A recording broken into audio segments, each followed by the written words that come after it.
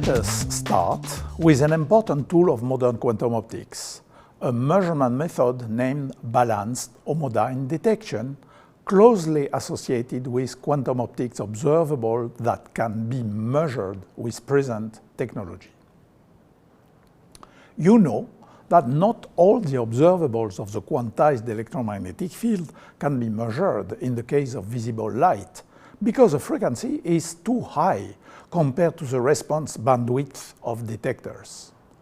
Consider the electric field observable in a single-mode quasi-classical state at a frequency of 5 times 10 to the 14th Hertz, corresponding to orange light. Its average value oscillates at that frequency, but even the fastest detectors take the average of that signal over a time interval not less than about 1 picosecond, yielding a response equal to 0.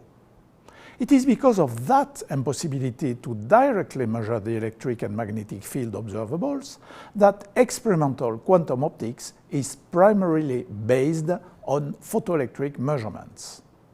I leave it to you to demonstrate that for the case of a single-mode quasi-classical state, the probabilities per unit time of single and joint photodetections are constant. Note that I have used here the Heisenberg forms where the observables evolve with time.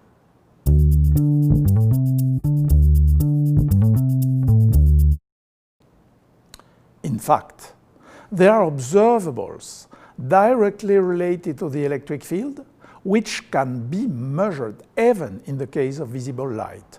These are quadrature observables of a mode of the field. To determine them, one uses a generalization of the scheme yielding the bit note between two lasers encountered earlier.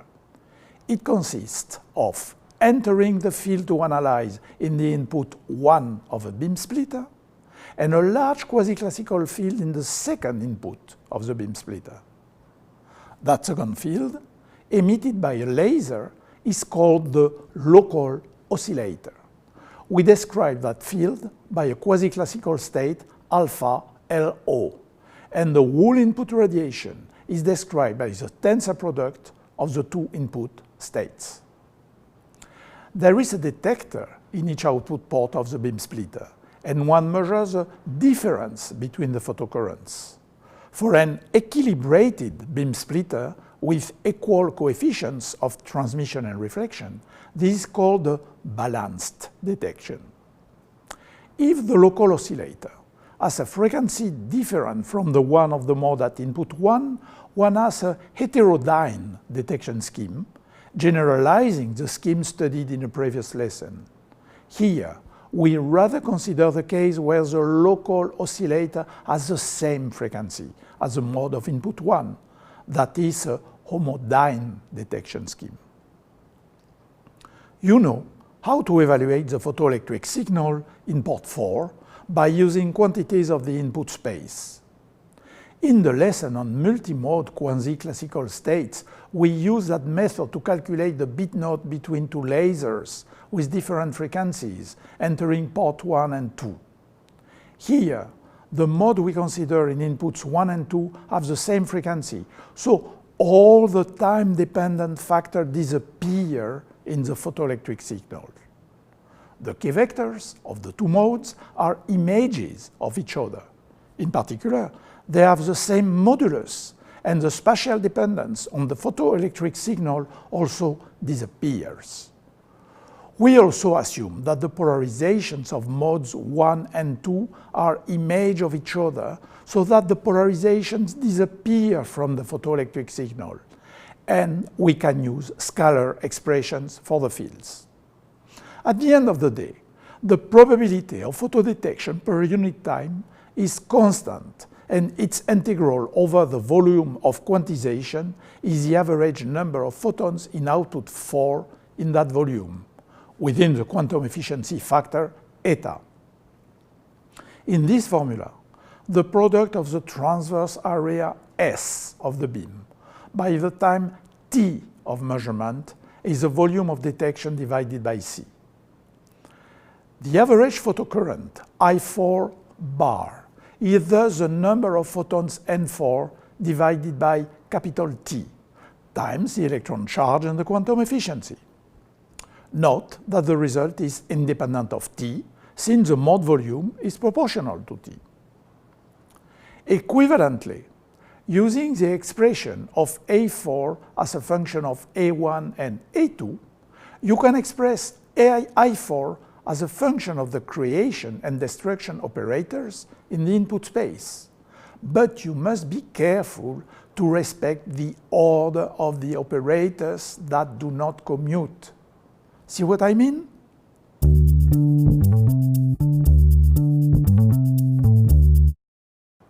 Similar calculations yield the average number of detected photons in output 3 during capital T, or the expression of the average photocurrent I3. You can now calculate the average photocurrents difference, which is proportional to the average of N3 minus N4. Using the expressions of N3 and N4, you find a simple form for N3 minus N4. If now you take the average in the input state, the quasi-classical state of input 2 yields a complex number alpha LO, and you obtain a result depending only on the average of the creation and annihilation operators in mode 1 taken in the state psi1. It is remarkable that this result is independent of time. As announced, we thus obtain a result that does not oscillate at high frequencies and which therefore can be measured with existing technology. You might argue that A and A dagger hat are not Hermitian operators. That is to say, they are not observables and thus do not correspond to genuine measurements. This is true, but the sum of the two terms is associated to a Hermitian operator. This is clearer if you express alpha LO with its modulus and argument. The operator of which one takes the average is indeed Hermitian. If you separate the real and imaginary parts of alpha LO, you obtain the sum of two Hermitian operators, which can be measured separately, choosing phi LO either equal to 0 or to pi over 2. We will focus on these operators in the next section, but let us first complete this section with a calculation of the fluctuations of the photocurrent difference, that is to say, the noise in the balanced homodyne detection. Consider again the signal obtained in balanced homodyne detection, that is to say, the difference between the photocurrents. We have shown that its average is proportional to the average of the difference of the numbers of photons, N3 and N4. This difference assumes a simple form when expressed in the input space. But what is the meaning of this average? In fact, there are two averages. The first one, indicated by an overbar over the photocurrents difference, is associated with a measurement time capital T. The other one, indicated by the brackets, is a quantum average. It is associated with the fact that if we repeat the measurement for a large number of times, we find a statistical distribution of results, of which the average is what we have calculated. The statistical distribution has also a dispersion, traditionally called the noise of the measurement. It is characterized by the variance delta I3 minus I4 squared, which is equal to the average of the square minus the square of the average of the quantity I3 minus I4.